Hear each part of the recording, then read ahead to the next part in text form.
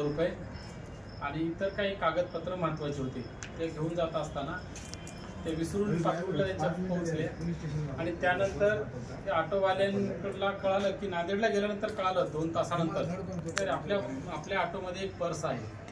त्यामुळे त्यांनी काय केलं की ह्या वनमाला सहदेव मुनेश्वर या मॅडम ज्या बसल्या होत्या त्यांचा शोध घेण्याचा प्रयत्न केला.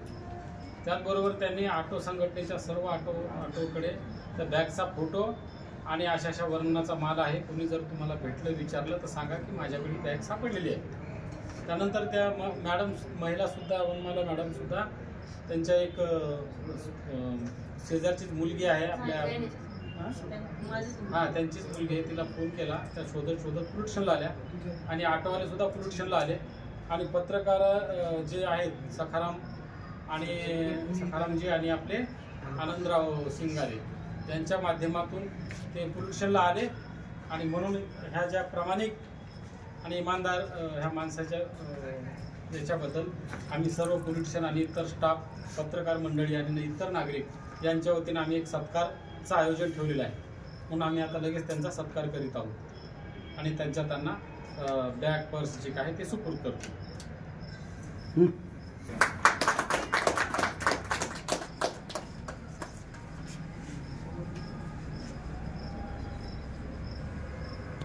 आता त्यांची बॅग त्यांना लांडगे राहणार खेरगावचे त्यांचा हा विशेष पोलीस आणि पत्रकार आणि नागरिकाच्या वतीनं सत्कार केलेला आहे. आपले खूप आभार.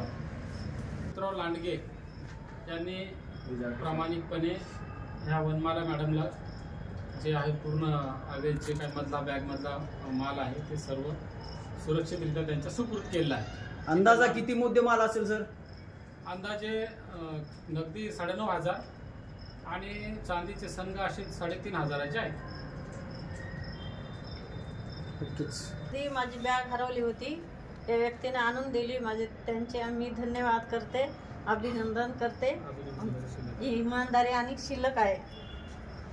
4 वाजता वनमाला सहदेव मुनेश्वर ह्या मॅडम पाथरुडच्या तालुका मुदखेड जिल्हा नांदेड हे यांच्या बहिणीच्या मुलीच्या नाताला पाहण्यासाठी काही चांदीचे संघ घेऊन नांदेड अर्धापूर ऑटो चालवतो. या ताईची बॅग माझ्या ऑटोत विसरली होती. यदा कदाचित 1-1.5 घंट्याच्या नंतर ही बॅग मी ताईला वापस परत करून टाकली. कल्याणकर बालाजी कल्याणकर अध्यक्ष ऑटो संघटनेचे. तुम्ही सर्व ऑटोवाल्याला काय आवाहन करणार? असंच इमानदारीचं संरक्षण राहावं त्याचं. जे साहित्य सापडले ते परत केले, आपण ऑटोवाल्याला काय आवाहन करणार? आम्ही राखणार आणि असेच एकूण एकाच्या सहकार्यानं ऑटोवाले आम्ही 1ही रुपया इकडे तिकडे जाणार नाही. गेलं तरी बी आम्ही नांदेडला किंवा अर्धापूरला जरी पॉईंटला आले तर असंच एकूण एकाच्या सहकार्याने एकूण एकाला भेटून बोलून ज्याची त्याला वस्तू परत करणार आहे. आम्ही कुणाचं काही सामान विसरलं तर आम्ही व्हॉट्सअप आमच्या ग्रुपमध्ये मेसेज टाकून ज्याचं कोणाचं हरवलं असेल त्याला आम्ही ताबडतोब देण्याचा प्रयत्न करतो. आणि जरी नाही व्यक्ती सापडला समोरचा तर अर्धापूर पोलीस स्टेशनला किंवा नांदेड पोलीस स्टेशनला आम्ही ती जी कोणाची वस्तू असेल तर न हात लावता ते आम्ही त्याच्यासोबत सुखरूप पोहोचती करतो.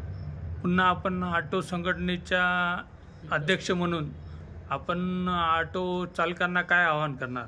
जे कोणाची वस्तू कोणाची हरवली असेल तर त्याला मोबाईल असो किंवा पर्स असो किंवा पैसे असतील, जे कोणाचं हरवलेलं असेल तर त्याला ऑटोवाल्याला प्रत्येकाला सांगतो की मी ज्याचं कोणाचं असेल तर त्याला देऊन टाकावं.